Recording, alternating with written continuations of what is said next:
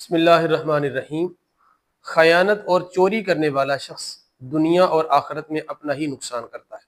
اس بات کو قرآن پاک نے بھی بیان کیا، لیکن مولانا جلال الدین رومی رحمۃ اللہ علیہ نے اسے ایک مثال کے ذریعے بڑے خوبصورت انداز میں سمجھایا۔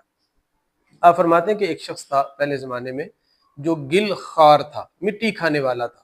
اس کو عادت تھی کہ جہاں سے مٹی ملتی وہ اسے کھانے لگ جاتا۔ تو وہ ایک شکر کی دکان پر گیا اور اسے کہنے لگا مجھے بھائی شکر چاہیے۔ اس نے کہا شکر تو ہے لیکن میرے پاس جو باٹ ہے میزان کے تو وہ مٹی کے ہیں۔ اس نے کہا مجھے مٹی باٹ سے کوئی سروکار نہیں، مجھے تو شکر سے سروکار ہے، مجھے شکر چاہیے۔ تو اس نے کہا چلو ٹھیک ہے۔ اس نے مٹی کے باٹ میزان میں رکھے اور وہ خود شکر لینے کے لیے جب سٹور میں گیا، پیچھے گیا، تو اس کو چونکہ مٹی کھانے کی عادت تھی تو اس باٹ میں سے وہ مٹی کھانے لگ گیا۔ ایک کی کھائی، دوسرے کی کھائی، تیسرے میں سے کھانے لگا اور اس نے کچھ توڑ کر اپنی جیب میں ڈال لی۔ اس حرکت کو دکاندار نے بھی دیکھ لیا تو دکاندار بھی دل میں خوش ہوا کہ یہ احمق شخص ہے کہ باٹ ہی کھا رہا ہے جس سے اس کو میں نے تول کر چیز دینی ہے اور اب یہ نقصان کرے گا۔ تو وہ لے کر آیا اور اس نے اسے اسی باٹ سے جس سے اس نے توڑ کر جیب میں بھی ڈال لیا تھا، کچھ کھا بھی لی تھی اور باٹ جو ہے وہ کیجی سے کم کر دی ہے۔ تو اس نے اس میں شکر ڈال کر دی اور شکر لے کر چلا گیا۔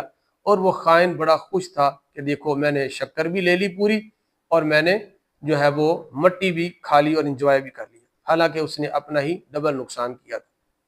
پہلے زمانے کے لوگ ایسے ہی ہوتے تھے کہ وہ گل خوار تھے، مٹی کھاتے تھے، لیکن ہم جس زمانے میں جی رہے ہیں وہ ایک ماڈرن ترقی یافتہ ملک ہے یا اس زمانے میں جی رہے ہیں۔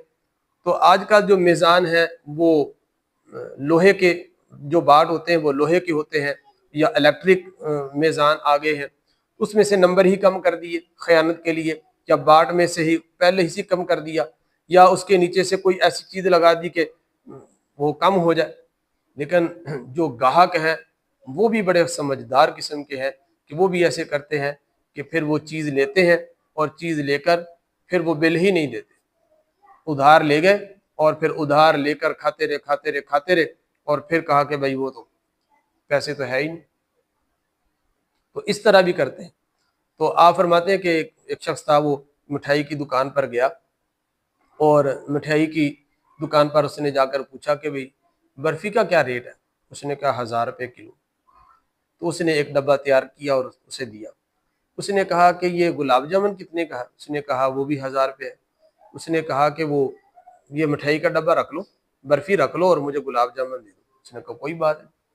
اس نے گلاب جامن اسے تول کر دے دیے، وہ لے کر چل پڑا۔ اس نے کہا سر ٹھہریے، یہ اس کا بل تو دے دیں۔ اس نے کہا کس کا بل؟ اس نے کہا یہ گلاب جامن کا۔ اس نے کہا گلاب جامن تو میں نے برفی کے بدلے میں لیے۔ اس نے کہا وہ بات تو صحیح ہے، یہ تو گلاب جامن برفی کے بدلے میں ہو گئے، لیکن برفی کے پیسے دے دیں۔ اس نے کہا برفی کا ڈبہ تو میں نے آپ کو واپس کر دیا تھا۔ تو یہ کہا کہ وہ چل پڑا۔ لیکن بہرحال ہمارے زمانے میں جو لوگ ہیں جو دوسروں کے ساتھ خیانت کرتے ہیں، ان کا مال ادھار لے کر کھا جاتے ہیں، پیسے نہیں دیتے، وہ یہ سمجھتے ہیں کہ ہم بڑے چالاک ہیں، ہم بڑے سمجھدار ہیں اور لوگوں کے حق کھا جاتے ہیں، ہمیں کوئی پوچھنے والا نہیں۔ لیکن قیامت کے دن آپ نے ہر چیز کا حساب دینا ہے۔ وَمَن يَعْمَلْ مِثْقَالَ ذَرَّةٍ خَيْرًا يَرَهُ وَمَن يَعْمَلْ مِثْقَالَ ذَرَّةٍ شَرًّا يَرَهُ۔ اگر ایک ذرہ بر خیر کی ہے اس کا بھی حساب ہوگا، اور اگر آپ نے ذرہ بر اگر کسی کا نقصان کیا ہے اس کا بھی اللہ کی بارگاہ میں حساب دینا۔ نبی کریم صلی اللہ علیہ وسلم کی حدیث ہے، حضور علیہ السلام نے فرمایا شہید فوت ہو جائے سارے گناہ معاف ہو جاتے الا دین، قرض معاف نہیں ہوتا۔ آپ نے لوگوں کا جو پیسہ کھایا ہے، قوم کا پیسہ کھایا ہے، وہ کون معاف کرے گا؟ اگر فرد واحد کا ہے وہ معاف ہو سکتا ہے، اسے دیا جا سکتا ہے، لیکن قوم کے پیسے کون دے گا؟ ساری قوم کا بل لے کر آپ ہڑپ کر گئے، لے کر باہر چلے گئے، آپ کو کون ادا کرے گا؟ وہ معاف ہو ہی نہیں سکتا۔ اور اتنی ساری مخلوق کا پیسہ ہوتا ہے، قیامت والے دن سب سے حساب دینا پڑے گا، سب کو حساب دینا پڑے گا، بڑی مشکل ہو جائے گی۔ اور حضور نے جو قرض لے کر مر جائے، حضور نے اس کا جنازہ تک نہیں پڑھا، حضور نے اس حاجی صاحب کا، اس بندے کا جنازہ نہیں پڑھا۔ یہاں لوگ حاجی بھی ہوتے ہیں، نمازی بھی ہوتے ہیں، بڑے بڑے نیک صورت لوگ بھی ہوتے ہیں، لیکن لوگوں کا اتنا پیسہ ہوتا ہے وہ کھا کے مر جاتے ہیں، ڈکار بھی نہیں لیتے۔ اللہ تعالی ہمیں اس سے محفوظ فرمائے، آمین بجاہ النبی۔